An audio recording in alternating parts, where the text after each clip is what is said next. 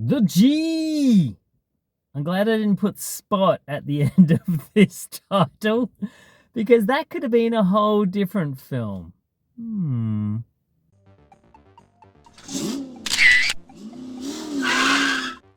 G'day, it's Adam here again with another quick instant movie review for you. So tonight I saw The G. This is the new film from writer, director, producer Carl R. Herney.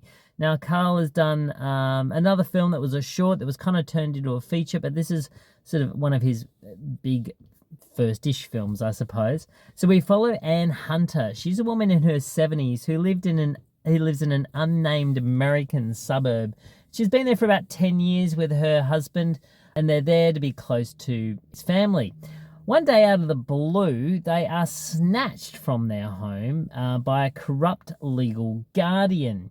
Their home and their assets are legally stripped, and they are basically put into this prison-like elderly care facility. They're trapped in there by a very corrupt system, and it's basically up to Emma, who is the G's or Anne's granddaughter, played by Ramoni Dennis, who is great in this. And she gets a little bit of help from her and a few old associates that may or may not, allude to the life that Anne had before all of this happened, and how they are going to get revenge on these legal guardians. So, when I first saw the trailer for this, I'm like, it just looks a whole lot of bleak with not a lot of substance, and there wasn't a huge amount of dialogue, and I was like, what's this all going to be like? It looked a bit Jerry action, potentially, a little bit of Liam Neeson, a certain set of skills. But I was pleasantly surprised. This is a very taut little film noir thriller. The script is very good. It does open with a scene of two people burying someone seemingly alive, and that was a bit weird because that really didn't make itself known again afterwards. So there's a couple of sort of structural things in here that I was not overly keen on. But the lead performance by Dale Dickey. Now, this lady has been in, you might have seen her in Fallout most recently, the TV show. She's been in some things. If you see her face, you'll go, I reckon I know you. So this is a really good leading part for Miss Dickey. She's actually really great as Anne Hunter, or the G, as she's known by her granddaughter Emma as. She's great. And a lot of the film does hinge on her central performance. Everyone around her is actually fantastic. Ramoni Dennis is really great as Emma, the granddaughter. She really puts in a great performance. And the two have a really interesting chemistry. Something that does get fleshed out throughout the film. And you can see why she has a certain reverence for her grandmother. When they get taken at night, that's pretty tense. That there's a few things, like she's really drunk and she tries to change a light bulb. I'm like, oh my God, that's it. She's going to fall off. It's all going to be done. There's those sort of little tense moments that the director really has a great knack of racking up. Yeah, for me, this was a real surprise. It's taut.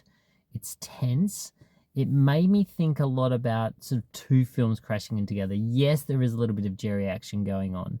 But yes, there's also a bit of I Care a Lot, which was a film that was a really great movie from 2020. It kind of got swallowed up by the pandemic. It follows the journey of these legal guardians that have been stripping all these assets away from these elderly people.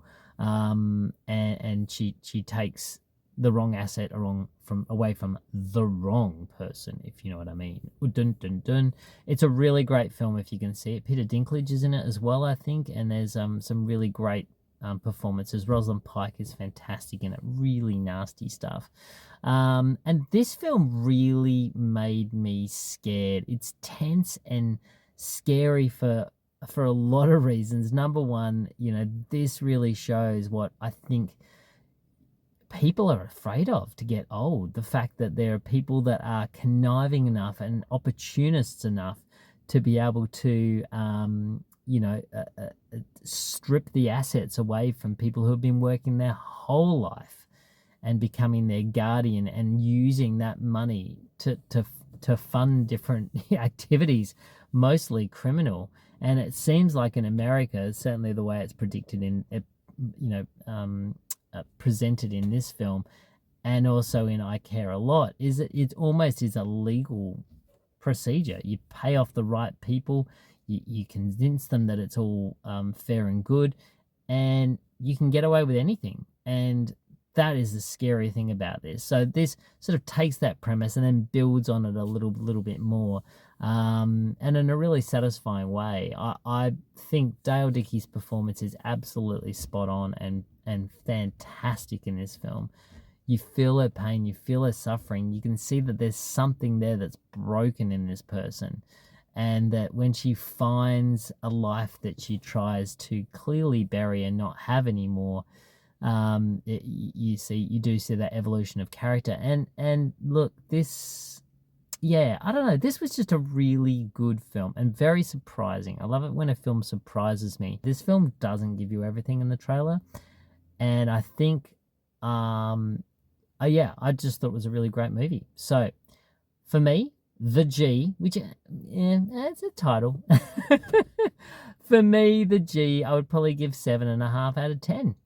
I actually thought it was great, and it's down to Dale Dickey's really good performance, some really great supporting characters, and a really interesting story. So if you get a chance, catch The G. I put a few links in the description below.